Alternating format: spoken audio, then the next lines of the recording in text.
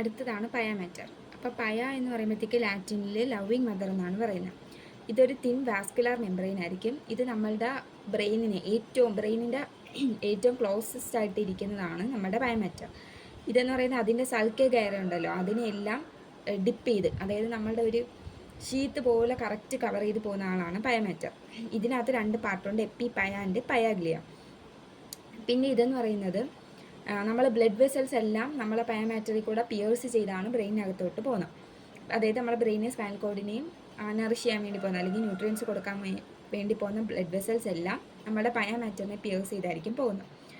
അടുത്തതാണ് ഇതിൻ്റെ പ്രൊലോങ്ങേഷൻസ്. ഇത് മൊത്തം 3 പ്രൊലോങ്ങേഷൻസ് ഉണ്ട്. നമ്മളെ ക്രേനിയൽ നെർവ്സ്, നമ്മൾ പറഞ്ഞല്ലോ മറ്റേ അരക്കനോയിഡ് മാറ്റർ കൊടുക്കുന്ന പോലെ തന്നെ ഷീത്ത് നമ്മളെ ക്രേനിയൽ നെർവ്സിനും പയാമാറ്ററിനും കൊടുക്കുന്നുണ്ട്. പിന്നെ ഇത് നമ്മളുടെ ബ്ലഡ് വെസൽസ് എൻ്റർ ചെയ്യുമെന്ന് പറഞ്ഞില്ലേ, ആ വെസൽസിനെല്ലാം ഒരു പെരി വാസ്കുലാർ ഷീത്ത് പ്രൊവൈഡ് ചെയ്യുന്നുണ്ട്. അതിനെയും ആ ബ്ലഡ് വെസൽസിനെയും ഇത് കവർ ചെയ്ത് പോകുന്നുണ്ട്. പിന്നെ നമ്മളുടെ ടഫ്റ്റ് ഓഫ് കാപ്പിലറീസിനെ, അതായത് നമ്മുടെ ബ്രെയിനിനകത്ത് കുറച്ച് കൂട്ടം കാപ്പിലറീസ് ഉണ്ട്, അതിനെയും നമ്മളുടെ പയാമാറ്റർ എൻക്ലോസ് ചെയ്യുന്നുണ്ട്. അതിനെ പറയുന്ന പേരാണ് ടീല കൊറോയിഡ. ഇതാണ് നമ്മുടെ കൊറോയിഡ് പ്ലെക്സസ് ഉണ്ടല്ലോ, നമ്മളെ വെൻട്രിക്കിൾസിനകത്തുള്ള ഗ്രൂപ്പ് ഓഫ് കാപ്പിലറീസിനെ പറയുന്ന പേരാണ് കൊറോയിഡ് പ്ലെക്സസ്. അപ്പോൾ ഈ കൊറോയിഡ് പ്ലെക്സസിനകത്തുള്ള കാപ്പിലറീസിനെയും നമ്മളുടെ പയാമാറ്റർ എൻക്ലോസ് ചെയ്യുന്നുണ്ട്. അതിനെ പറയുന്ന പേരാണ് ടീല കൊറോയിഡ. ഇനി അടുത്തതാണ് സ്പേസസ്. അതായത് നമ്മളെ ബ്രെയിനിൽ അല്ലെങ്കിൽ നമ്മളെ മെനിഞ്ചസിനിടയിൽ കാണപ്പെടുന്ന കുറച്ച് സ്പേസസ് ഉണ്ട്. അതിന് നമ്മൾ 3 ആയിട്ട് പറയാം: എപ്പിഡ്യൂറൽ, സബ്ഡ്യൂറൽ, സബ്-അരക്കനോയിഡ്. എപ്പിഡ്യൂറൽ സ്പേസ് എന്ന് പറയുമ്പോഴത്തേക്ക് നമ്മുടെ സ്കൾ ബോണും നമ്മളുടെ എൻഡോസ്റ്റിയ, ഡ്യൂറാമാറ്ററിന് 2 ലെയർ ഉണ്ടെന്ന് പറഞ്ഞില്ലേ, അതിൽ എൻഡോസ്റ്റിയ ലെയറും തമ്മിലുള്ള ആ ഒരു സ്പേസിനാണ് നമ്മൾ എപ്പിഡ്യൂറൽ സ്പേസ് എന്ന് പറയുന്നത്. ഇതിനകത്ത് 2 തരമുണ്ട്. അതായത് നമ്മൾ സ്കള്ളിനകത്തുള്ള ഒരു എപ്പിഡ്യൂറൽ സ്പേസും ഉണ്ട്, വേർട്ടിബ്രയ്ക്കകത്തുള്ള എപ്പിഡ്യൂറൽ സ്പേസും ഉണ്ട്. ഇതെന്ന് പറയുന്നത് നമ്മളെ വേർട്ടിബ്രൽ കോളവും സ്പൈനൽ ഡ്യൂറാമാറ്ററും തമ്മിലുള്ളതാണ് നമ്മളുടെ വേർട്ടിബ്രൽ എപ്പിഡ്യൂറൽ സ്പേസ് എന്ന് പറയുന്നത്. അതായത് ഇപ്പോൾ ഇത് സ്കള്ളാണെങ്കിൽ, ഇത് ഡ്യൂറാമാറ്റർ ആണെങ്കിൽ, ഇതിനിടയിലുള്ള സ്പേസ്, ഈ സ്പേസിനെയാണ് നമ്മൾ എപ്പിഡ്യൂറൽ സ്പേസ് എന്ന് പറയുന്നത്.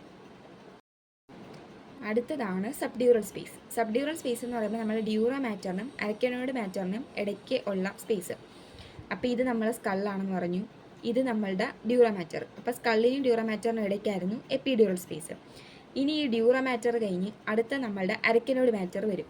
ഈ അരക്കനോയിഡ് മാറ്ററിനും ഡ്യൂറാമാറ്ററിനും ഇടയ്ക്കുള്ള സ്പേസാണ് സബ്ഡ്യൂറൽ സ്പേസ്.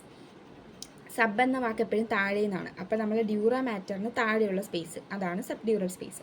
അടുത്തതാണ് സബ് അരക്കനോയിഡ് സ്പേസ്. ഇത് അരക്കനോയിഡ് മാറ്റർ, ഇതാണ് പയാമാറ്റർ. ഇതിനകത്താണ് പിന്നെ നമ്മളെ ബ്രെയിൻ ഇതുവഴിയാണ് പോകുന്നത്. ഇത് നമ്മളെ പയാമാറ്റർ. പയാമാറ്ററിനും അരക്കനോയിഡ് മാറ്ററിനും ഇടയ്ക്കുള്ള സ്പേസാണ് സബ് അരക്കനോയിഡ് സ്പേസ്. ഇതും സബ് എന്ന വാക്കാണ് യൂസ് ചെയ്തത്, കാരണം അരക്കനോയിഡ് മാറ്ററിന് താഴെയുള്ള സ്പേസാണ്. പിന്നെ നമ്മൾ സബ് അരക്കനോയിഡ് സ്പേസ് എന്ന് പറയുന്നത് നമ്മളെ ബ്രെയിനിലും സ്പൈനൽ കോഡിലും ഉണ്ട്. ഇതെന്ന് പറയുന്നത് നമ്മളെ ലോവർ ബോർഡർ ഓഫ് S2 എത്തുമ്പോഴാണ് നമ്മളെ സബ് അരക്കനോയിഡ് സ്പേസ് തീരുന്നത്. ഇതിനകത്താണ് നമ്മളുടെ CSF ഉള്ളത്. പിന്നെ ലാർജ് വെസൽസ് ഓഫ് ബ്രെയിനകത്തുള്ള ലാർജ് വെസൽസും CSF എല്ലാം കാണപ്പെടുന്നത് സബ് അരക്കനോയിഡ് സ്പേസിലാണ്. പിന്നെ ക്രേനിയൽ നെർവ്സ് പാസ് ചെയ്യുന്നതും ഈ സ്പേസിൽ കൂടെ തന്നെ ആയിരിക്കും. അടുത്തതാണ് Virchow Robin perivascular space.